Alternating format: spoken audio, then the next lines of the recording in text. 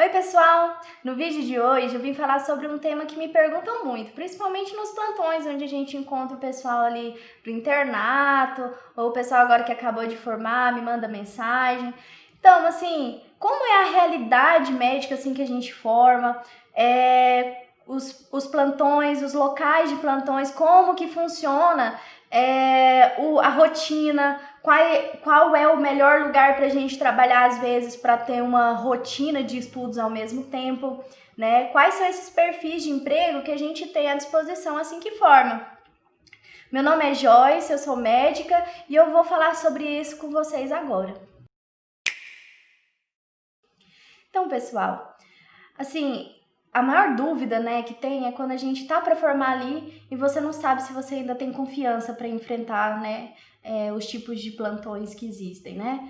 Algumas pessoas optam por trabalhar com consultas, às vezes em enfermaria evoluindo, que podem ser trabalhos mais tranquilos.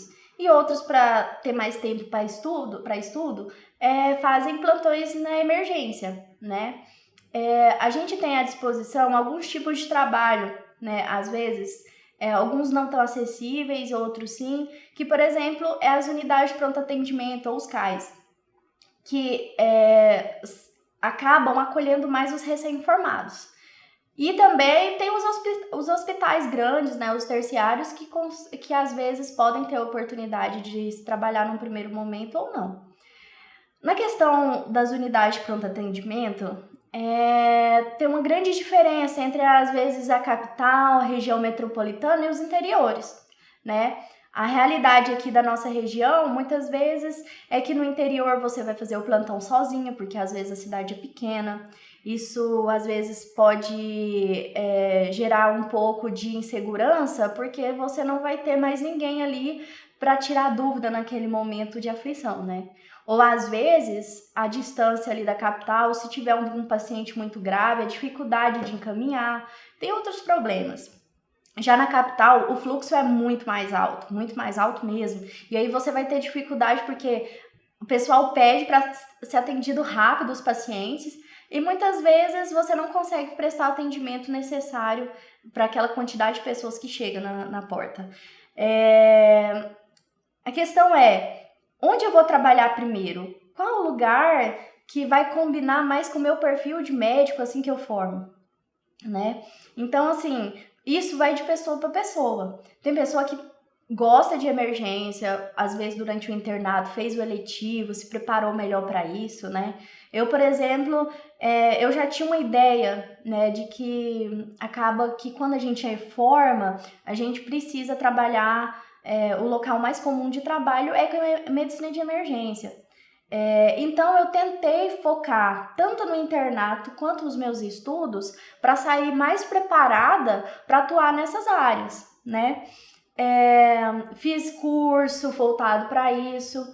Meu tempo eletivo e os tempos livres que eu tinha, eu usava para estudar mais temas voltados para pacientes graves ou às vezes não tão graves, mas que são perfis comuns da emergência.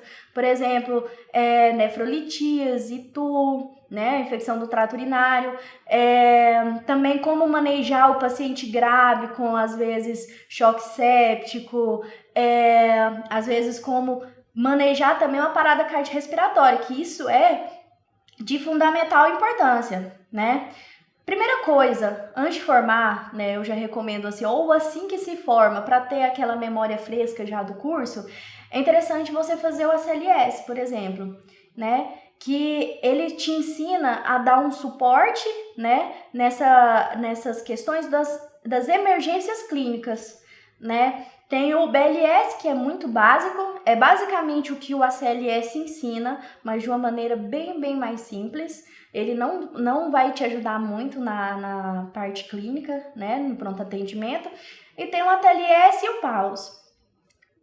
Aqui, por exemplo, muitas vezes a gente não atende pediatria. Então, se o local onde você vai trabalhar não atende pediatria, assim, o PAUS acaba que não vai ter tanta necessidade. Mas se no seu caso, você for trabalhar em um local que tem pediatria e você vai assumir um plantão de pediatria, é interessante você fazer esse curso de emergência em pediatria. O ATLS já é mais para cirurgião, sim, é para um hospital terciário, onde vai receber vítima de trauma. Então, assim, o principal, que eu acho que compensa mesmo antes de formar, é fazer o ACLS, porque ele vai te deixar preparado para atender bradicardia, taquiarritmia, atender a parada cardíaca, AVC, tudo isso, você precisa estar esperta com isso.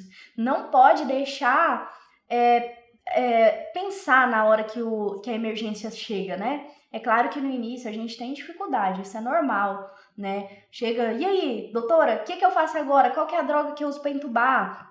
Qual que é a droga de sedação, né? A gente pode até, assim, deixar resguardado aí para os próximos vídeos eu comentar com vocês sobre isso, né? Sobre quais as principais drogas que você precisa saber, diluição, titulação, porque isso é muito importante, isso vai ser cobrado nos seus primeiros plantões. Não dá para você fazer um plantão de emergência e não saber estabilizar o paciente adequadamente, né?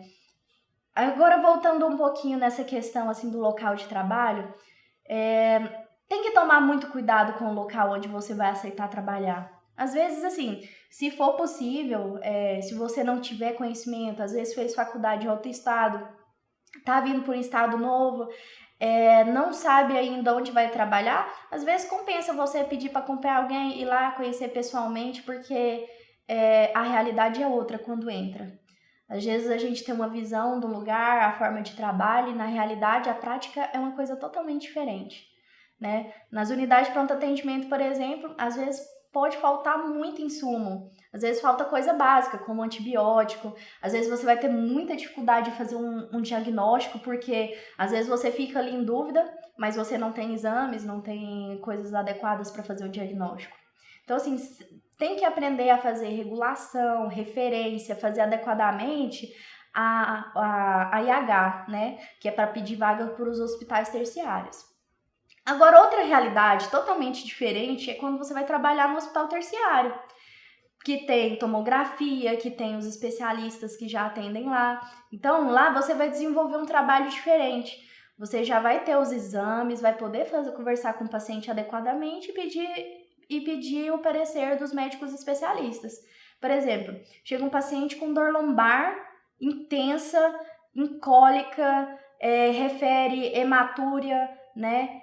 Aí você tem à disposição ali uma tomografia, então você pode fazer a analgesia desse paciente, mandar para a tomografia, chegando o laudo da tomografia, e você também é necessário aprender a ver a imagem, você vendo ali, viu que tem um cálculo no ureter, você já pode encaminhar para o especialista de referência fazer a avaliação dele, depender do cálculo ou não.